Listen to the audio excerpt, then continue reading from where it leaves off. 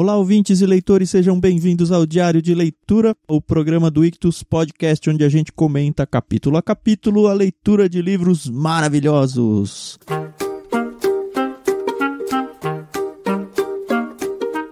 Todos os áudios que a gente tem aqui no Diário de Leitura foram originalmente postados lá no nosso canal de leitura coletiva no Telegram, enquanto a gente fazia a leitura junto com os inscritos. Por lá a gente segue um cronograma de leitura para que todo mundo leia junto com a gente e principalmente converse diariamente sobre os trechos lidos. Se você não conhece o canal de leitura coletiva lá no Telegram, é muito fácil fazer parte. É só, obviamente, instalar o aplicativo Telegram e acessar t.me/Clube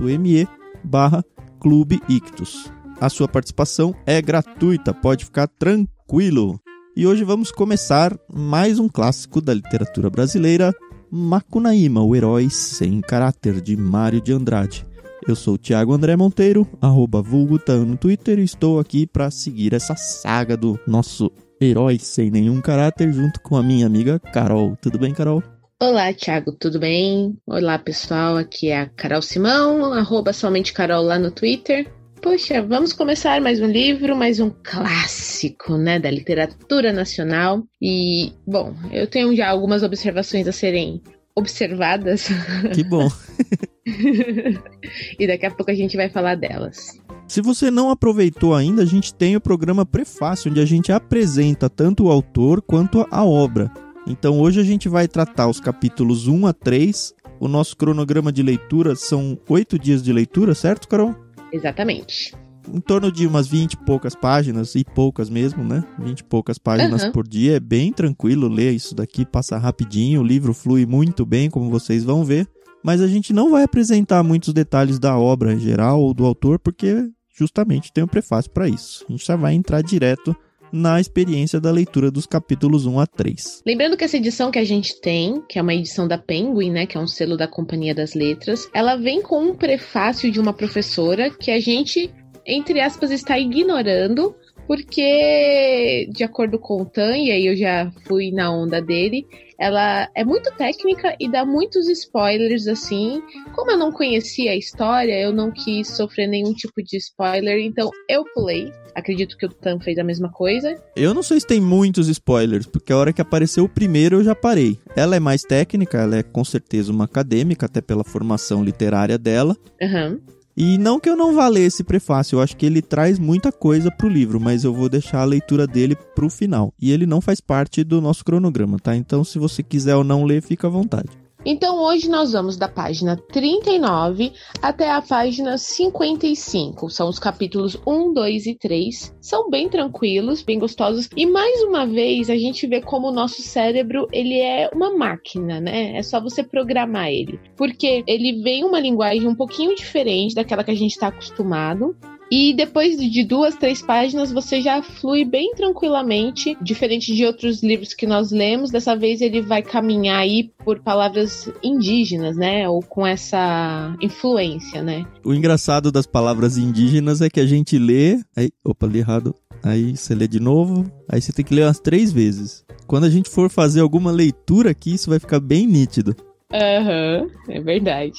E assim, eu mesma tento não ir atrás do significado dessas palavras, mas sei também que se eu fosse, possivelmente o texto ele faria muito mais sentido, apesar de não achar que atrapalha, não saber o significado. Não, vai de boa. Até porque ficar parando demais pra ir atrás, você perde a fluência da leitura, né? Mas cada um é cada um, né? Leitura de livro é igual nariz, cada um tem o seu. Mas como diria o próprio Macunaíma, ai, que preguiça. É isso aí.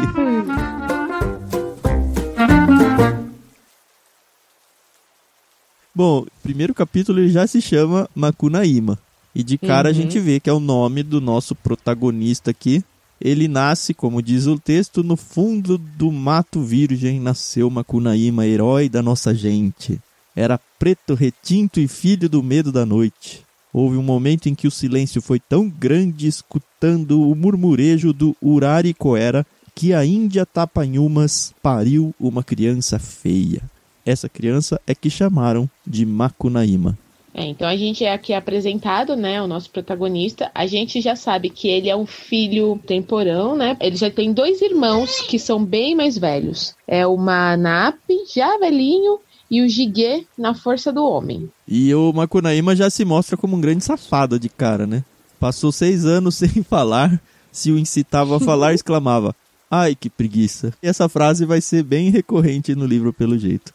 Bom, ele era um índio, né? Apesar de ter nascido, como o próprio autor fala, preto, ele era um índio, então ele vivia ali dentro, não sei se era bem uma aldeia, ou o que era, mas a gente vai conhecendo aqui alguns personagens, e a gente vê que o bichinho era ruim.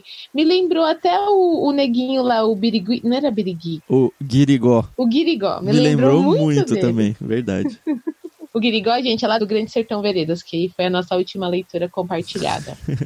E aí a gente vê que o bichinho aqui era safado, né? Gostava de tomar banho com o povo, ficava mexendo com as meninas, ficava cuspindo nos homens, né? Mas ele respeitava os velhos e frequentava com aplicação a murua, a poracê, o torê, o bacororô, a cucuicogê, todas essas danças religiosas. Então você vê que ele realmente tinha muito respeito pela tradição. Acho que é bem isso mesmo, é tradição. Mas um safado, pequenininho, dormia numa rede em cima da rede da mãe. E pelo que eu entendi aqui, de propósito, não sei se ele era nenê, mas pelo que eu entendi foi de propósito mesmo. Uhum. O herói mijava quente na velha, espantando os mosquitos bem. Então ele segurava para não fazer xixi antes de dormir. E aí quando ele deitava na rede, que era uma rede pendurada em cima da rede da mãe, ele fazia xixi na mãe. Que beleza. E essa mãe dele devia ser... Ela já era bem mais velha, pelo que a gente percebe aqui. Então ela meio que deixava, né? Ele fazer o que ele quisesse, né? Uhum. E aí, nessa parte da história, ele tá com aproximadamente 6 anos. E, gente, uma criança com 6 anos que você pensa, inocente, né? Ele quer muito que a mãe dele deixe de fazer as coisas dela pra ficar com ele, né? E como a mãe dele não pode, porque afinal de contas as índias têm muitas obrigações dentro da tribo, né, da aldeia, ele vai com a Sofará, que era a companheira do irmão dele, né, do Jigé. Isso, a cunhada. Isso, a cunhada dele. E aí ela carregava ele nas costas, iam lá pra beira do rio, e gente, já comecei aqui uns negócios absurdos no livro, né, porque ele se transformava, né, É a primeira vez que eu tive que ler de novo aqui, mas a gente vai perceber ao longo do livro essa coisa do fantástico acontecendo várias vezes. Transformação em animais, transformações que não faz sentido assim na lógica humana. Mas ele então pequenininho com 6 anos, deixa eu achar esse trechinho que ficou bom. Mas assim que deitou o curumim nas tiriricas, tajás e trapoerabas da serrapilheira, ele botou o corpo num átimo e ficou um príncipe lindo. Andaram lá por muito. Quando voltaram para Maloca, a moça parecia muito fatigada de tanto carregar piá nas costas. Era que o herói tinha brincado muito com ela. Aí esse brincado de cara eu já catei, né? Não sei se a Carol... Eu não. Não? Não. Mais pra frente que eu fui entender a safadeza. Ai, gente. Mas tá bom, né? Fazer o quê, né? Quem sou eu na fila do pão? E a cunhada, pelo jeito, gosta, né? Porque dia após dia continua acontecendo isso daí, né? Não, continua acontecendo isso daí, ela deixa de fazer as obrigações, ela apanha do companheiro, né, que é o Jigé. Que acho que sacou isso, né? Não sei porquê, mas ele percebeu que tinha Não, mas errada. Ele fala, Jigé não desconfiou de nada. Ah, de cara, é verdade. Pelo menos as primeiras vezes ele não desconfiava, né? Uhum. Porque, afinal de contas, o Makunaíma era uma criança. Tinha 6 anos, né? E aí a gente vê que o Makunaíma quer se aproximar do próprio irmão, mas o irmão, que já era um homem e tinha outras obrigações, fala, não, hoje não dá pra gente fazer as coisas. Ele fica de mal do Jigé, né, o Makunaíma. E aí ele faz umas coisas aqui, ó. Ele pediu uma fibra de curauá. Jigé olhou para ele com ódio e mandou a companheira arranjar fio para o menino. A companheira é a Sofará, né? A moça fez, Makunaíma agradeceu e foi pedir para o pai de terreiro que trançasse uma corda para ele e assoprasse bem nela fumaça de petu. Eu não entendi isso. Eu entendi. É porque o irmão mais velho, que tá no vigor da força de homem, né? Ele tinha encontrado um rastro de anta. E aí eles estão pensando então em caçar essa anta pra tribo. E o Makunaíma, ele quer ir atrás. Sabe quem que o Makunaíma me lembrou muito também? Quem? O Pedro Malazartes. eu não sei se você já leu alguma coisa. Ele também é um safadinho, assim, da literatura, não no sentido sexual da coisa, mas ele tá sempre aprontando, enganando as pessoas, dando os jeitos dele. Depois eu fui pesquisar, parece que esse Pedro Malas Artes, ele é uma figura meio folclórica de outros países que foi importada para o Brasil, mas foi criada uma peça sobre o Pedro Malas Artes pelo Mário de Andrade. Que interessante. Depois vai procurar esse personagem, eu já li um livro dele com o Lucas. É aquele livrinho de causos, assim, são causos curtos, onde ele sacaneia alguém, ou ele conta uma lorota e para se dar bem em cima de outros. É um malandro, esse Pedro Malas Artes, é um malandro. Entendi. E o Macunaíma tem muito disso também. E aí, enfim, o Macunaíma, pelo que eu entendi, ele tá tentando caçar essa anta antes do irmão. Por isso que ele pede essa corda e ele usa essa corda depois. E ele faz no finalzinho da página 41, falou pra Sofará esperar um bocadinho que já voltava pra brincarem. Isso numa segunda vez que eles saíram juntos. E foi no bebedouro da anta armar um laço com essa corda que ele tinha feito. E aí ele pega essa anta antes do irmão. Ele traz a anta pra tribo, o Jiguê fica meio... fica chateado, né? Quando o Jiguê chegou com a corda de curauá vazia, encontrou todos tratando da caça, porque ele tentou pegar e não conseguiu, mas o Macunaíma tinha. Aí o Jiguê ajudou e quando foi pra repartir, não deu nem um pedaço de carne pra Macunaíma. Só tripas. O herói jurou vingança. E ele se vingou colocando um par de chifres no irmão. Mais de uma vez. E a Sofará tava lá de boa, né? Bom, aí a gente vê, né, que mais uma vez ele sai com a Sofará e toda vez ele vira um príncipe muito bonito. Lembrando que no começo a gente já sabe que o Macunaíma é feio que dói, né? E isso ficou bem claro. E aí quando ele fica esse príncipe muito bonito, ele passa o rodo. Só que o Jiguê segue eles uma vez, né? Ele fala que Jiguê desconfiado seguir os dois no mato, enxergar a transformação e o resto. Jiguê era muito bobo, teve raiva, pegou num rabo de tatu e chegou com vontade na bunda do herói. E aí eu fico pensando, né? É uma criança mesmo, né? O berreiro foi tão imenso que encurtou o tamanhão da noite e muitos pássaros caíram de susto no chão e se transformaram em pedra. Então daí você já percebe que vai ter muito dessa coisa da fantasia, né? E aí o Jiguê devolve a Sofará pro pai dela. E vai dormir folgado, né? Na rede. Isso, vai dormir folgado na rede, foi boa. Ele bate, né, no Macunaíma primeiro e devolve a Sofará pra... Não quero mais ela, que não presta. Esse aí é o primeiro capítulo, foi bem de introdução mesmo, bem tranquilinho, né? E apesar de tudo que aconteceu no capítulo 1, no 2 que chama maioridade, né? Então...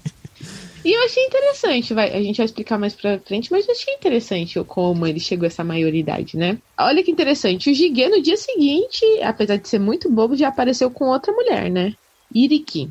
E ela se pintava toda, né? Se maquiava. Olha o conceito de beleza dela. Ela trazia sempre um ratão vivo escondido na maçaroca dos cabelos e faceirava muito. Pintava a cara com araraúba e genipapo e todas as manhãs passava coquinho de açaí nos beiços, que ficavam totalmente roxos. Depois esfregava limão de caiena por cima e os beiços viravam totalmente encarnados. Então Iriki se envolvia num manto de algodão listrado com preto de acariúba e verde de tatajuba e aromava os cabelos com essência de umuri. Era linda. Oi, Carol, dica de beleza aí, você pode fazer uma live. Pelo amor de Deus. De maquiagem, as meninas gostam. Mano, ela devia ter a pele toda zoada, porque limão mancha, né? E aí... Ela usava pra inchar o beiço, né? Deus me livre, né? Só que assim, o que acontece? Nessa tribo eles começaram a passar fome, né? Porque ninguém caçava mais. Eles falam que é porque mataram um boto, né?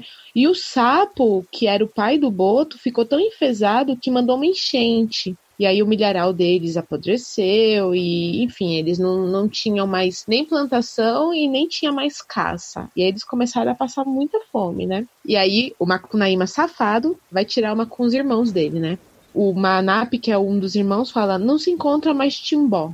O Manap é o velhinho já, né? Isso. E eu não sei se timbó é peixe, se é algum tipo de... É um animal, pelo visto, né? Então Macunaíma quis se divertir um pouco. Falou pros manos que ainda tinha muita piaba, muito jeju, muito mantrinchão e jatuaranas. Todos esses peixes do rio, aí é peixe. Fossem bater timbó. Manap disse: não se encontra mais Timbó. Macunaíma, disfarçando, secundou: junto daquela gruta onde tem dinheiro enterrado, enxerguei um depotismo de Timbó. Então venha com a gente para mostrar onde é. Será que isso aí é uma pedra, tipo de ouro, alguma pedra? Não sei. Mas é alguma coisa que vai resolver o problema deles. Isso. E aí eles foram e não tem, né? Pelo que eu entendi, é tipo um mangue, é um negócio tudo lamacento. Isso. Só que só o Manap e o Jigê que entram nesse mangue, né? O Macunaíma fica lá... Tem até uma hora aqui que ele fala, né? Aqui, quando os manos passavam perto dele, se agachava e gemia de fadiga. Fingia campear, né? Também, mas não dava passo, bem enxutinho no firme, enquanto os dois irmãos lá no meio da lama. Ai. Aí eles não conseguem pegar nada e os irmãos dele ficam admirados, né, da inteligência, porque ele fala, pois foi aqui mesmo que cheguei Timbó. Timbó já foi gente um dia, que nem nós, presenciou que andavam campeando ele e soverteu. Timbó foi gente um dia, que nem nós. Os irmãos ficam meio que admirados com essa inteligência, né, e voltam pra Maloca. E aí ele faz não é uma pegadinha com a mãe dele, né, mas ele eu não entendi muito bem essa parte aí. Eu acho que é meio fantasia de novo, mas eu não entendi exatamente o que aconteceu. Não sei se você entendeu. Eu acho assim, pelo que eu entendi, é que ele chega e fala assim, mãe, que até que então ele ainda era criança, ou pelo menos ainda não era adulto. Ele, pelo que eu entendi, tá, pessoal? Se alguém tiver outra interpretação, por favor, nos fale. Ele fala, mãe, quem é que vai trazer comida pra cá, né? E aí a mãe fica lá, não sei, tá, ele fecha os olhos. E aí fechou, e aí quando ela abriu os olhos, ele tinha trazido comida, né? Ele tinha trazido tudo que era... Na verdade, ele tirou as coisas, né, da oca lá, e aí a mãe ficou toda admirada, né? Ele já trouxe comida, banana, só que, pelo que eu entendi, ela não foi grata ao Macunaíma. E ela ainda fala, pegue e dá essa comida pro seu irmão, o Jigê, que ele é homem forte, né? E o Macunaíma ficou muito bravo com essa situação e pergunta de novo, mãe, quem que leva a nossa casa pra outra banda do rio, de um banhado? Quem que leva? E aí a mulher de novo fecha os olhos e aí, contrariado, como ele não teve, não é sucesso, mas o reconhecimento, então ele tira tudo. Foi o que eu entendi, não sei se ele tinha colocado essa comida do outro lado do rio, por isso que ele fala pra mãe que era pra atravessar. Mas é muito estranho a narração disso. Essa parte é estranha. O que fica claro é que ele sacaneia os irmãos e a mãe também. E a mãe fica brava com ele, né? A mãe fica tão brava que abandona ele. Bem no estilo João e Maria, assim, né? Leva ele pra longe e larga. E aí que eu achei bacana, porque quando a gente tá na escola, a gente aprende muito sobre as lendas, né, do folclore brasileiro. E aí a gente já se dá de cara aqui com um dos personagens, né, o Currupira. Que eu aprendi como Currupira, mas aqui é com 2 R's, né? Talvez seja regionalismos, cada um lugar fala diferente, não sei. Verdade, mas a gente se depara com o Currupira que o Macunaíma está com fome, então o Currupira tira um pedaço da carne da própria perna e dá pro Macunaíma, né? Só que ele faz isso na intenção de depois capturar o Macunaíma pra devorar ele, né? Eu achei tão esquisito isso, porque a princípio ele fala assim, meu avô, dá caça pra mim comer? Sim, Currupira fez. Cortou carne da perna, moqueou e deu pro menino. Eu pensei que ele tava com uma caça, e aí cortou um pedaço da perna da caça. Depois que eu vim entender que essa perna era do próprio Currupira. E é o Currupira que tem os pés virados, não é? Pra enganar os caçadores. Deve ter mais dessa lenda que a gente não conhece, Thiago. Ah, com certeza. Ele pergunta, né? Ele pergunta pro Macunaíma o que ele tá fazendo. Eu tô passeando. Não diga. Pois é, tô passeando. Então contou o castigo da mãe, por causa dele ter sido malévolo pros irmãos, né? Contou o transporte da casa de novo pra deixar onde não tinha caça. Enfim, e deu uma grande gargalhada. O Currupira olhou pra ele e resmungou. Tu não é mais curumim, rapaz. Tu não é mais curumim, não. Gente grande que faz isso. E aí o Macunaíma agradeceu, perguntou como é que fazia pra chegar lá nas Tapanhumas, né? Aí o Currupira tava querendo comer o herói. Ensinou, você vai pegar esse caminho, tal, segue por ali. Mas fala que ele ensinou falso. Porque ele queria encontrar com ele, né, pra depois comer ele. Só que o Macunaíma começou a ir pelo caminho e falou, ai, que preguiça.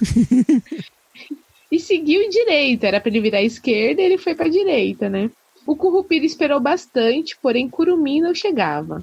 Pois então o monstro amontoou no veado, que é o cavalo dele, fincou o pé redondo na virilha do corredor e lá se foi gritando. Aí essa parte aí dá um pouquinho de medo. Mas foi a hora que eu entendi que era a carne da perna, né?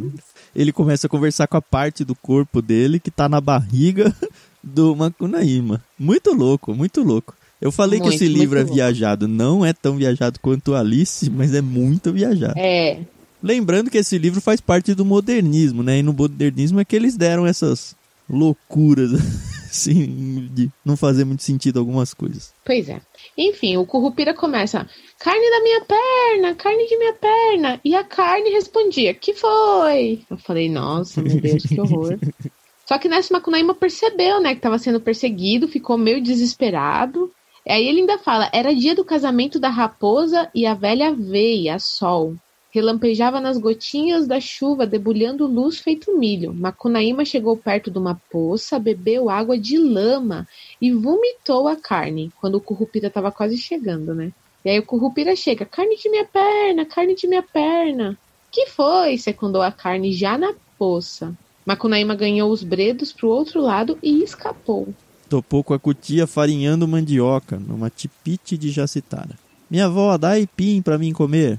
Sim, Cutia fez, deu aipim pro menino, perguntando, o que está fazendo na caatinga, meu neto? E aí a conversa é basicamente um repeteco do que foi a conversa com o Currupira, né? Isso, só que aí eu achei muito, essa parte eu achei assim bem...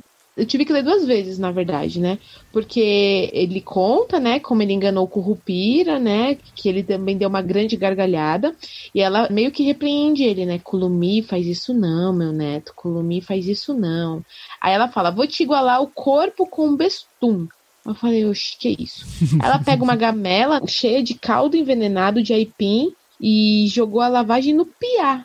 Só que o Macunaíma, ele, sei lá se ele ficou com medo, o que foi, ele não deixou ela jogar na cabeça dele, né, esse líquido. E aí, fala que o herói deu um espirro e botou corpo. Eu falei, meu Deus, o que aconteceu? Que eu não entendi.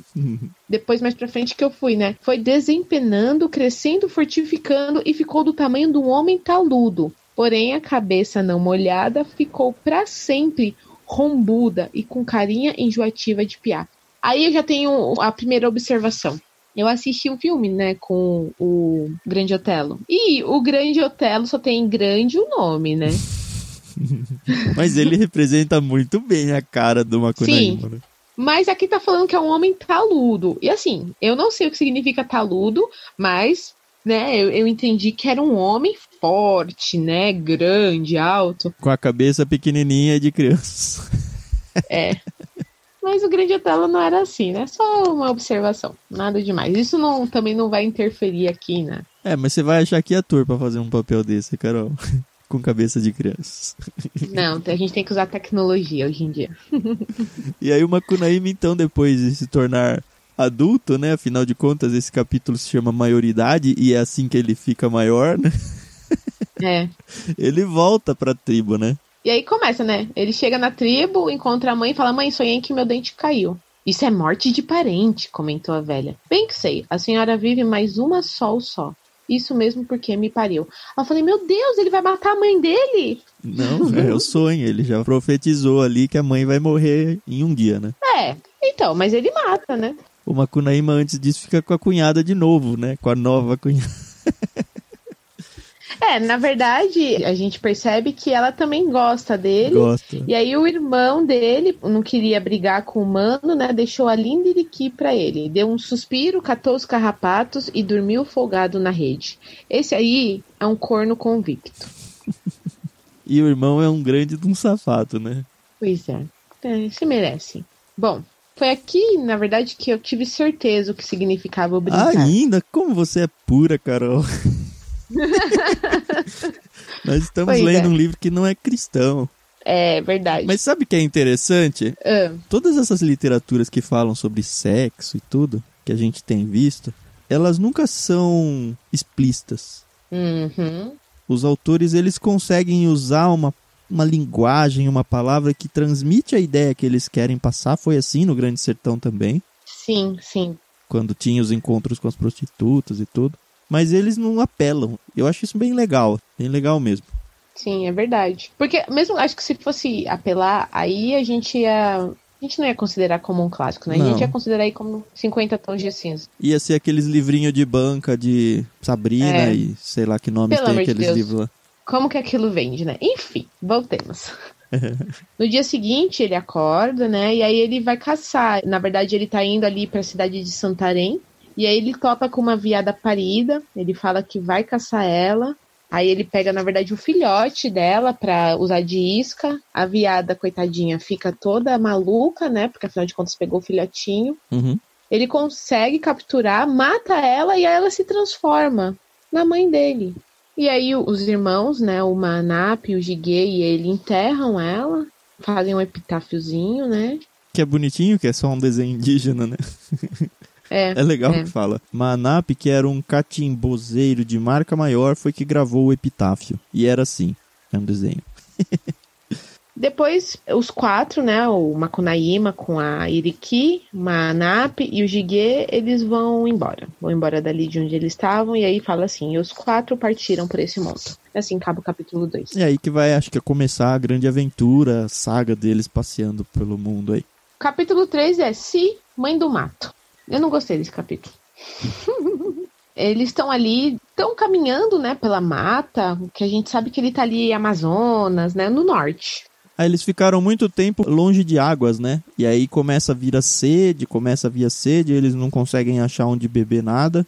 Macunaíma, escoteiro, topou com uma cunha dormindo. Era Si, mãe do mato. Logo viu pelo peito destro seco dela que a moça fazia parte dessa tribo de mulheres sozinhas, parando lá nas praias da lagoa Espelho da Lua, coada pelo Inhamundá.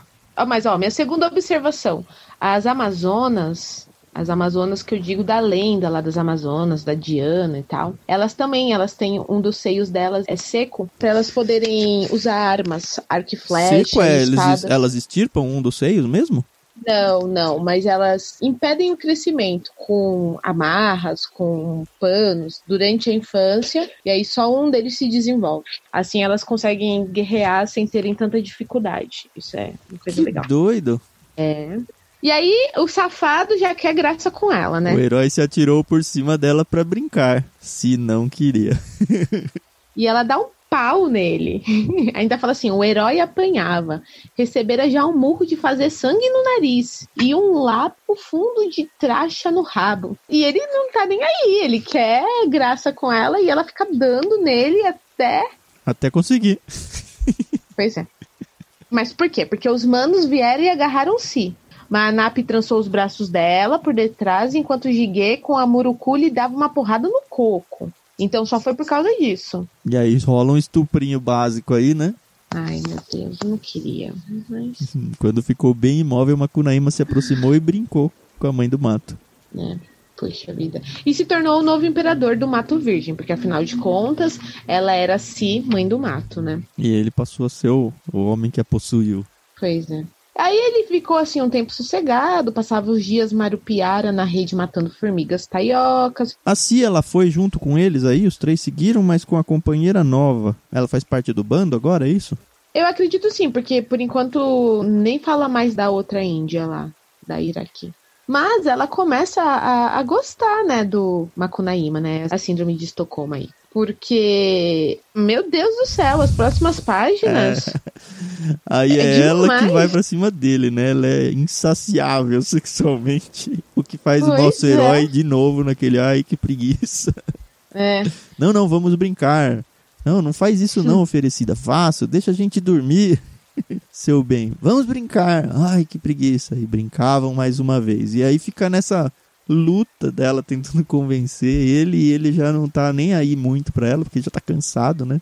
Mas ela insiste e vai. E aí ela engravida, né? E tem um filho. Nem bem 6 meses passaram e a mãe do mato pariu um filho encarnado. E isso vieram famosas mulatas da Bahia, do Recife, do Rio Grande do Norte e da Paraíba. E deram pra mãe do mato um laçarote rubro, cor de mal. Porque agora ela era a mestra do cordão encarnado em todos os pastoris de Natal. Será que o negrinho do pastoreio veio dessa? Não sei. Não lembro da história. Né? E aí o Macunaíma fica batendo na cabeça do menino. Meu filho, cresce depressa pra você ir pra São Paulo ganhar muito dinheiro. Eu já tinha ouvido essa história como uma piada. Não, eu também já tinha ouvido isso. Mas veio daqui, provavelmente, a piada, né? Possivelmente, Esse né? livro aqui, hoje em dia, não poderia ser impresso mais, né?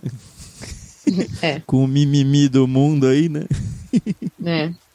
E aí, nossa, o pessoal gostava do filho, né, do Macunaíma, assim, porque mandaram buscar para ele em São Paulo os famosos sapatinhos de lã tricotados por dona Ana Francisca de Almeida Leite Moraes, e em Pernambuco, as rendas, rosas dos Alpes, flor de guabiroba e portipadeço, tecidas pelas mãos de dona Joaquina Leitão, mais conhecida pelo nome de Quinquina Cacunda.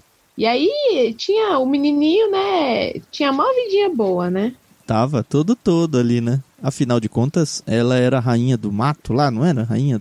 A mãe do mato. Isso, a mãe do mato. Então ela tinha certa importância ali no contexto. O Macunaíma se tornou o rei do mato. E aí tem o bebê, que é o herdeiro disso tudo aí, seja lá o que for. Pois é.